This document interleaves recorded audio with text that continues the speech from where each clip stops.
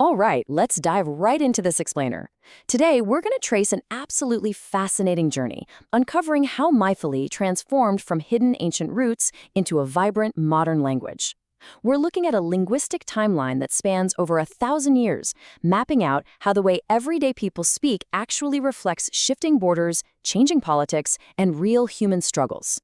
Now, before we start piecing together these linguistic clues, we've got to give a huge shout out to the archives of the Videha e-journal, and specifically the curation by Dr. Shambhu Kumar Singh and Dr. Arun Kumar Singh. Their incredible repositories really provided the foundational insights we're exploring today. So, here's our roadmap for today.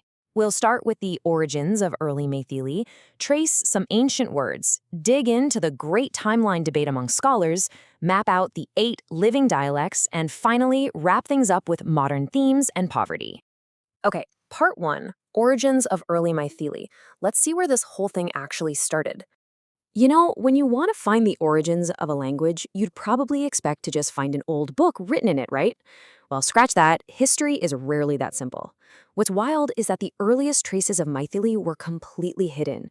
They were buried inside these heavy, dense Sanskrit commentaries from the 9th to 11th centuries. Back then, Mithila was this massive hub for Sanskrit scholarship. But to explain really complex ideas to their students, brilliant scholars like Vachaspati Mishra and Sarvanand had to sneak in local native words. They essentially acted as linguistic Trojan horses, preserving the everyday vernacular of the region right under the radar within formal academic texts. Moving on to Section 2, tracing the ancient words. Let's look at how that elite language actually hit the streets. This is where it gets really cool.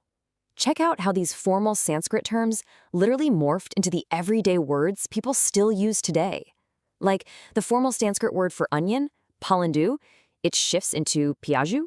The word for a boat, pota, becomes the much more colloquial dongi. We're not talking about words used by kings and grand royal courts here. We're talking about the kitchen, the river, and the fields. It just goes to show that while scholars were busy writing in Sanskrit, everyday folks were already building their own entirely unique linguistic identity. And we see that voice so clearly in these ancient Dak sayings. These were essentially oral weather forecasts. Take this quote predicting the monsoon winds shifting month to month. For a farming society, that is literally survival knowledge. These sayings were passed down entirely by word of mouth, memorized by farmers to predict the weather and crop cycles. So long before anyone sat down to formally categorize it, this language was already out there, serving as an essential tool for the common person. Which brings us to part 3, the great timeline debate. Because, naturally, scholars can't entirely agree on when different eras of this language began.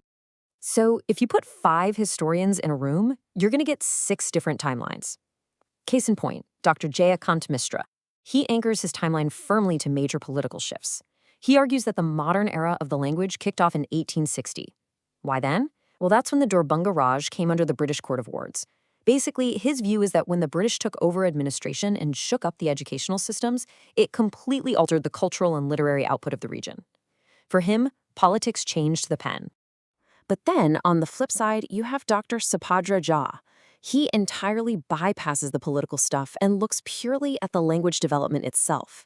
According to him, the modern era started decades earlier, around 1800 AD. He's looking at the nuts and bolts, the grammar, how the sentences sounded, the phonetics.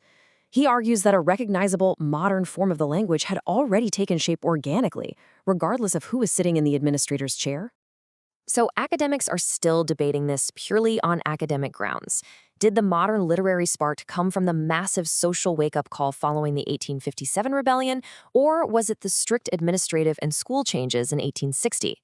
Some argue 1857 made writers focus heavily on freedom and gritty social realities, while others say the structure changes in 1860 literally just changed how people wrote.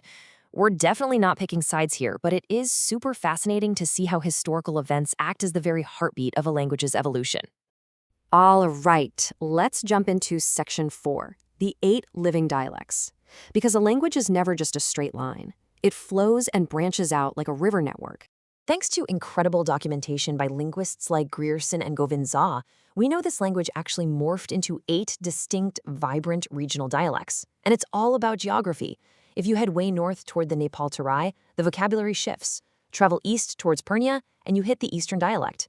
Each one of these 8 variations acts like a linguistic fingerprint for the people speaking it. They carry hundreds of years of local trade, migration, and communities just, blending together.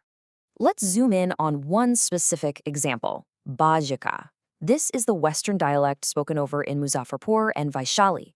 Over there, folks are constantly interacting with Bhojpuri speakers right across the border. Because of that daily mixing in the markets and the streets, Bajika becomes this beautiful linguistic bridge. It naturally borrows tones, slang, and grammar from both sides. It's a perfect example of language adapting to its environment. Then you have Chikachiki, also known as Angika, spoken down in Bhagalpur. This one is all about the rhythm.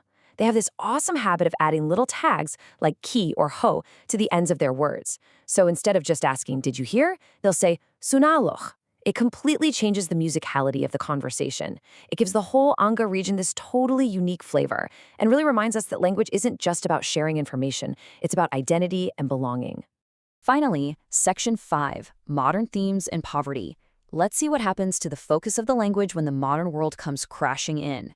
So, as we hit the modern era, the whole focus of the literature snaps sharply down to earth. For centuries, texts were obsessed with mythology, gods, and impressing royal patrons. But suddenly, modern writers like Jivanath Cha are using the language to tackle the really gritty, heartbreaking realities of everyday life.